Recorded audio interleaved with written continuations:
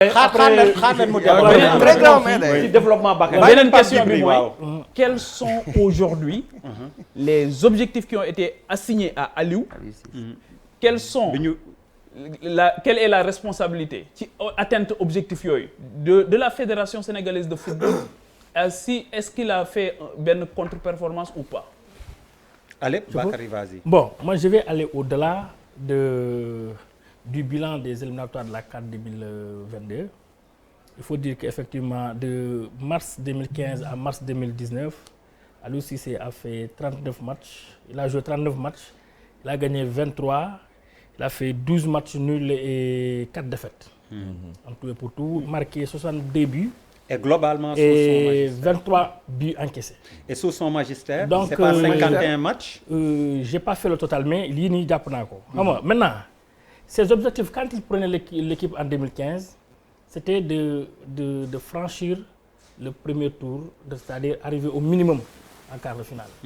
Il a atteint. Ce qui a été fait. Donc j'ai toujours dit que nous, en tant que journalistes, nous n'avons pas la prétention de dire qui doit être entraîneur et qui ne doit pas l'être.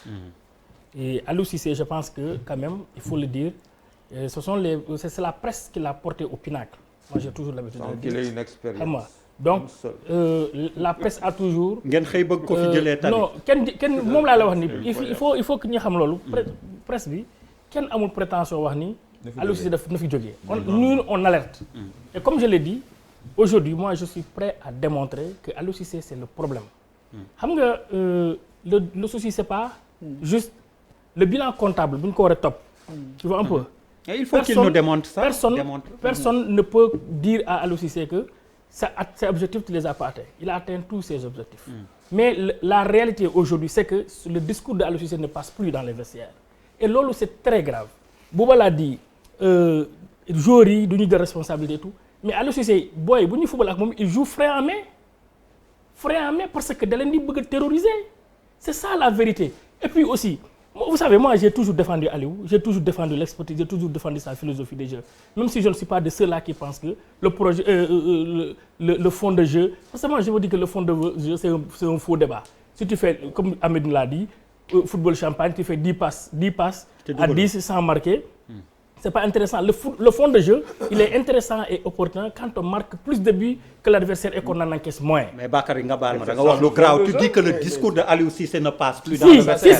Si, non, mais je viens. Ça c'est très grave. Le discours de Aliou Cissé ne passe plus. C'est très grave. Je suis à la télé et les dirigeants savent que li may wax ni loolu moo am. Xam nga man du ma waxantu. Man moom nee naa ni dans ce métier là, bés boo naree waxantu ji ma jël samay bagages ñibbi ñaa gis dem béyi. Xam nga li ma wax dem béyi ñaa gis sama dëkk. Donc le discours de Aliou Cissé ne passe plus. Moi j'ai pas dit que dinañ ko fi war a jëlee. Non, c'est-à-dire il a atteint tous ses objectifs. Sur le plan comptable, on ne peut lui reprocher quoi que ce soit. Mais Aliou Cissé, il essaie de ravir la vedette aux joueurs. Il oublie que son temps est passé. Xam nga affaire yi tamit, c'est ça le problème. Bu tey boo toogee, à chaque fois qu'il parle, Aliou aujourd'hui son discours, il est plus basé que sur lui que sur l'essentiel. te loolu nag c'est un problème loolu ça c'est des répercussions. entraîneur buy wax ne man maa fi note ay joueurs am la nga bëgg a wax. comprendre nga je vais vous raconter une anecdote. Xool leen à la finale à la CAN 2019 on joue contre l'Algérie. L'Algérie ñëw xoj la.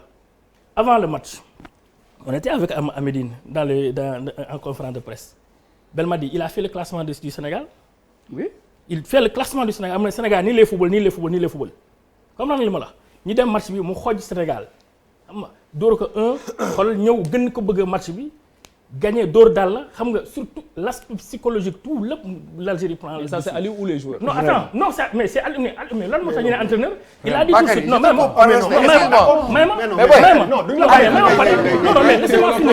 laissez-moi finir. Final ba la veille du match final bi. Il dit qu'il veut évoluer dans le bloc bas. Joueurs yi ne ko non coach ñii ils sont très techniques si on doit jouer dans le bloc bas ils vont nañu fekk si. xam nga li ma la mu xuloo ak joueurs yi.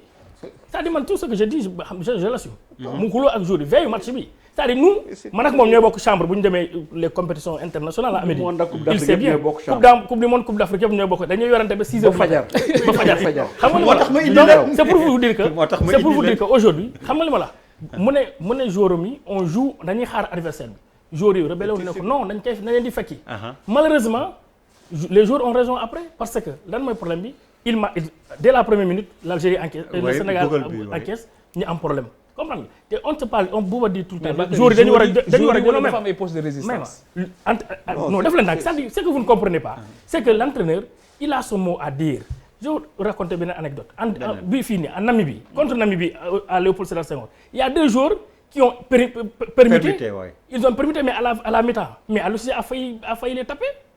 xam nga kon loolu moo tax ma ne leen aujourd'hui le discours de Aliou Cissé ne passe plus parce que man après c'est que le problème fan la nekk. bi ñuy permuté donc ils ont permuté sans permission. voilà il dit au gars vous voulez jouer da ngeen bëgg a won public bi yéen fi ne. ok et puis du foofu les joueurs ils peuvent sentir que. mais Bakary, quand est-ce que le discours a changé quand est-ce que le discours a changé. le discours de Aliou Cissé a changé à la CAN 2019 fa la discours bu commencé non plutôt en 2018 à la Coupe du Monde la commencé à changer. Donc, ça a progressé en 2019 jusqu'au jour d'aujourd'hui. Maintenant, comme me disent, le souci, moi, nous, notre travail, c'est d'alerter. C'est d'alerter. Peut-être ils sont loin. Ils voient. Mais Bakary, c'est le contraire qui m'aurait étonné. Quand il parle de jouer coach après les joueurs ont fait la tactique proposée par l'entraîneur. C'est le contraire qui aurait été une catastrophe. C'est-à-dire un entraîneur, c'est l'absolu patron de l'équipe. C'est